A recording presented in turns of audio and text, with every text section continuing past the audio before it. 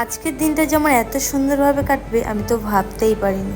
তো hey hello everyone, good morning সবাইকে। সকাল সকাল একটু ডাবের জল খেয়ে আমার কিছু কাজ করে স্নান করে রেডি সেডি হয়ে বেরিয়ে পড়লাম মন্দিরের দিকে, কারণ আজকে মায়ের শাড়ি পরানো হবে। আর মায়ের শাড়িটা কিভাবে কি করলাম সেটা পুরো ভিডিওটা দেখতে হবে, চলো। শাড়িগুলোকে টুকরো টুকরো মেজারমেন্ট করে কেটে নিয়েছি।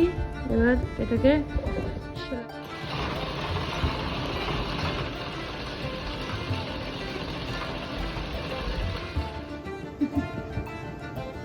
আয়রন চলছে মার, এটাকে কি বলে আঁচল, মার আঁচল প্লিট করা চলছে।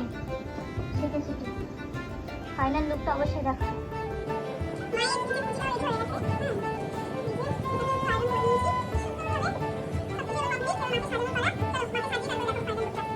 আমাদের কাজ শেষ করতে না করতেই ঠাকুরমশাই চলে এসেছিলেন প্রসাদ নিয়ে, কারণ আজ ছিল শনিবার আর বারের পুজোর এই প্রসাদ খেতে আমার খুব ভালো লাগে, তো আমি একটু খেয়ে নিয়েছি। প্রসাদ খেয়ে আসার পরে দেখলাম মায়ের পুরো সাজ রেডি হয়ে গেছে।